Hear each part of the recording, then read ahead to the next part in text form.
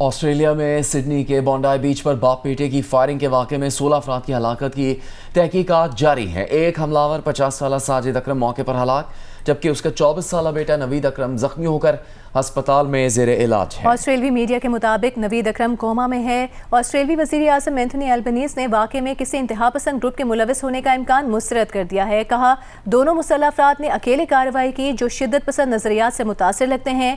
50 साला साजिद अकरम के बारे में ऑस्ट्रेलवी हुकाम का कहना है कि वो 1998 में स्टूडेंट वीज़ा पर ऑस्ट्रेलिया आया था। उसका बेटा नवीद अकरम ऑस्ट्रेलिया में ही पैदा हुआ। ऑस्ट्रेलियाई हुकाम को 2019 में शुबा हुआ था कि नवीद अकरम के दाइश के लोगों से राबते हैं। अलबत्ता तहकीकात के बाद उसे गैर खतरनाक करार दे दिया गया।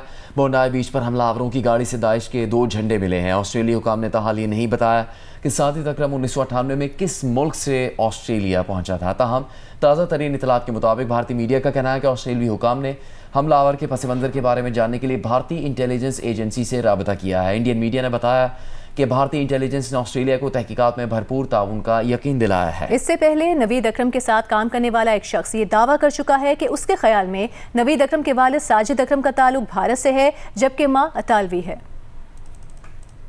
सिडनी में हमलावर को दबोच कर बंदूक छीनने वाले शामी हीरो अहमद अल अहमद की ऑस्ट्रेलिया समेत दुनिया भर में पजीराई की जा रही है। अमरीकी सदर ट्रंप ने फल फरोख्त करने वाले अहमद अल अहमद की तारीफ करते हुए उसे बहादुर और काबिल एहतराम शख्स करार दिया। ट्रंप ने कहा कि इस बहादुर शख्स ने बहुत से लोगों की जान बचाई। अहमद अल अहमद के वालिदैन ने भी अपने बेटे के कारनामे पर फ़ख्र का इजहार किया है। ऑस्ट्रेलियाई रियासत न्यू साउथ वेल्स के प्रीमियर ने अस्पताल जाकर अहमद अल अहमद से मुलाकात की और उनकी बहादुरी की तारीफ की। अमरीकी अरबपति विलियम एक्मन ने शामी हीरो अहमद अल अहमद के लिए $1 लाख ऑस्ट्रेलियन इनाम का ऐलान किया। अहमद अल अहमद के लिए ऑनलाइन फंड्स इकट्ठा करने की मुहिम शुरू की गई तो चंद ही घंटों में $10 लाख ऑस्ट्रेलियन जमा कर लिए गए। अहमद अल अहमद के अस्पताल में एक सर्जरी कामयाब हो गई है, जबकि मजीद 2 सर्जरीज होना अभी बाकी हैं। लाहौर की इंसदादी दहशतगर्दी अदालत ने साबिक chief justice Pakistan justice retired Qazi Faez Isa को धमकियां देने के मुकदमे का फैसला सुना दिया। कलदन TLP के पीर जहीरुल हसन शाह को 35.5 साल कैद की सजा सुना दी गई। अदालत ने मुजरिम पीर जहीरुल हसन शाह को 6 लाख रुपए जुर्माने की अदायगी का हुक्म भी दिया है। मुजरिम के खिलाफ 2024 में धमकियां देने पर मुकदमा दर्ज किया गया था। ATC लाहौर के जज अरशद जावेद ने मुकदमे का ट्रायल मुकम्मल होने पर फैसला सुनाया। वफाकी वज़ीर इत्तलात अता तारड़ ने कहा कि जो शख्स मुलाकात के कवायद की खिलाफ वर्जी करता इस पर क्रॉस लगता गया। PTI वाले जेल मैनुअल की पासदारी करेंगे तो मुलाकात हो जाएगी। उनकी पार्टी में किससे बात करें, ये एक दूसरे से बात नहीं करते। वज़ीर आला खैबर पख्तूनख्वा सुहेल आफरीदी के रवैये में बेहतरी आई है। अता तारड़ का तफसीली इंटरव्यू देखिए 10 बजे जियो न्यूज़ के प्रोग्राम आज शाहज़ेब खानज़ादा के साथ में।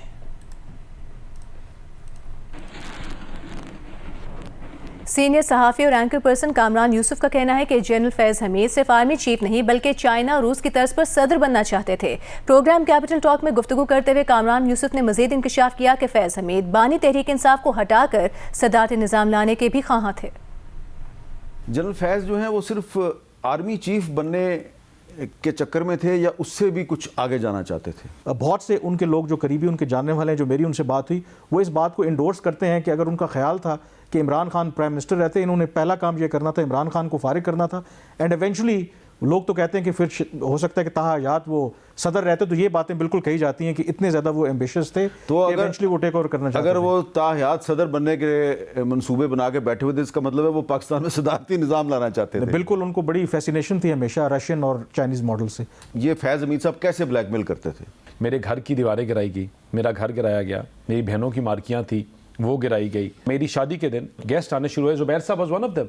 गेट को ताला लगा दिया और उन्होंने कहा कोई एंटर नहीं हो सकेगा। मेरा एक स्कूल था, एक रनिंग स्कूल जिसमें 800 बच्चा पढ़ता था।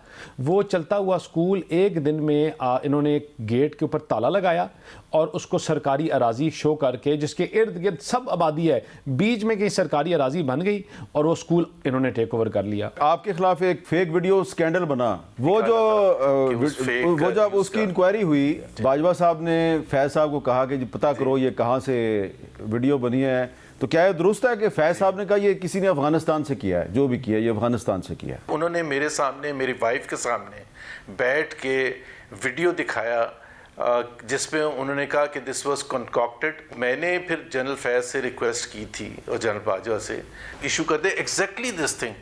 मैं कोई एक्स्ट्रा चीज़ नहीं मांग रहा कि जी we have investigated And this is what we have found out that this was fake and concocted. This has no basis in reality.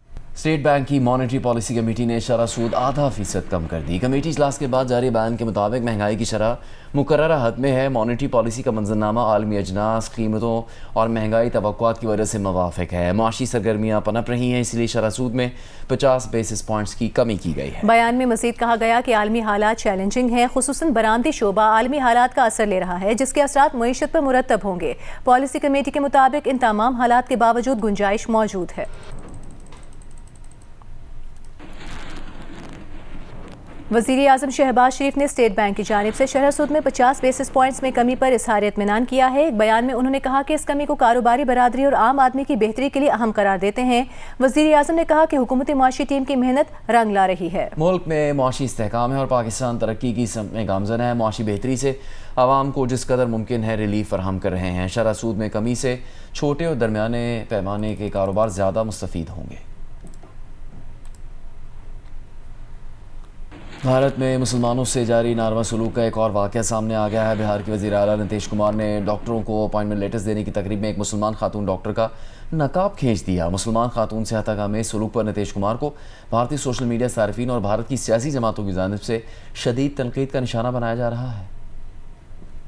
Big bash T20 league के दूसरे दिन मेलबर्न रेनिगेट्स और ब्रिस्बेन हीट के दरमियान खेले जाने वाले match में पाकिस्तान के star fast bowler Shaheen Afridi को मुसलसल 2 बीमस कराने पर अंपायर्स ने मैच में बॉलिंग करने से रोक दिया। बिग बैश लीग के दूसरे दिन का मैच मेलबर्न रेनिगेट्स और ब्रिस्बेन हीट के दरमियान था। शाहीन आफरीदी ब्रिस्बेन हीट की नुमाइंदगी कर रहे थे। पाकिस्तान के star fast bowler Shaheen Afridi event में अपने डेब्यू को खुशगवार ना बना सके। इब्तदाई 2 ओवर्स के स्पेल में उन्होंने 28 रन दिए। तीसरे ओवर में उन्होंने पहली 4 गेंदों पर 15 रन दे डाले, जिसके बाद उन्होंने बैटर्स को मुसलसल 2 बीमर कराए, जिस पर अंपायर्स ने उन्हें मैच में मजीद बॉलिंग से रोक दिया। शाहीन आफरीदी ने 2.4 ओवर्स में 43 रन दिए और कोई विकेट हासिल न की। पाकिस्तान के एक और स्टार खिलाड़ी मोहम्मद रिजवान भी BPL में अपने डेब्यू को यादगार ना बना सके। मेलबर्न रेनिगेट्स की नुमाइंदगी करने वाले मोहम्मद रिजवान 10 गेंदों पर सिर्फ 4 रन बनाकर आउट हो गए। मैच में मेलबर्न रेनिगेट्स ने ब्रिस्बेन हीट के खिलाफ 212 रन बनाए और 14 रन से फतह हासिल की। ऑस्ट्रेलिया के शहर सिडनी में फायरिंग के वाक़े के बाद एशेज सीरीज़ के तीसरे एडिलेड टेस्ट में सिक्योरिटी बढ़ाने का फैसला किया गया है। दूसरी जानिब इंग्लैंड के साबिक कप्तान माइकल वॉन ने फायरिंग के वक्त करीबी रेस्टोरेंट में फैमिली के साथ मौजूद होने का इंकशाफ किया। ऑस्ट्रेलिया के शहर सिडनी में फायरिंग के वाक़े के बाद एशेज सीरीज के तीसरे टेस्ट के लिए सिक्योरिटी बढ़ा दी गई है। पुलिस कमिश्नर का कहना है कि सिक्योरिटी रिस्पांस सेक्शन को स्टेडियम के इर्द गिर्द तैनात कर दिया गया है। इंग्लैंड के साबिक कप्तान माइकल वॉन ने इंकशाफ किया है कि वो फैमिली के साथ वाक़े के वक्त एक रेस्टोरेंट में मौजूद थे। बाउंसर हाथ में गन पकड़े मेरे पास आया और हमें अंदर जाने का कहा और हम रेस्टोरेंट में बंद हो गए। दूसरी जानिब सिडनी में फायरिंग के वाक़े के बाद क्रिकेट ऑस्ट्रेलिया ने सिडनी सिक्सर्स के खिलाड़ियों के लिए कवानीन में नरमी करते हुए उन्हें फ़ोन इस्तेमाल करने की इजाज़त दी ताकि वो अपनी फैमिलीज और अजीज़ व अकारीब की खैरियत दरियाफ्त कर सकें। आगे बढ़ते हैं, आपको बताते हैं ओगरा ने LNG की कीमतों में 5.9% तक कमी कर दी। नोटिफिकेशन के मुताबिक सुई नॉर्दर्न के लिए LNG की नई कीमत $11.83 और सुई सदर्न के लिए LNG की नई कीमत $10.78 फी MMBTU मुकर्रर की गई है। सुई नॉर्दर्न के लिए LNG 4.61% और सुई सदर्न के लिए 5.9% सस्ती की गई है। अमरीकी रियासत कैलिफोर्निया में दहशतगर्दी का मंसूबा नाकाम बना दिया गया। FBI के मुताबिक 4 मुश्तबा अफराद को गिरफ्तार कर लिया गया। इंटेलिजेंस रिपोर्ट्स के मुताबिक मुश्तबा अफराद ने लॉस एंजल्स में साल 9 की तकरीबात में दहशतगर्दी का मंसूबा बनाया था। गुजरावाला में होने वाली एक बारात में दूल्हे के दोस्तों ने नोटों की बरसात कर दी। बारात गुजरावाला के इलाके छछरवाली से GT रोड पर वाक़े मैरिज हॉल में आई थी। इटली से लौटने वाले दूल्हे के दोस्तों और रिश्तेदारों ने बारातियों पर मुल्की और गैर मुल्की करेंसी निछावर की।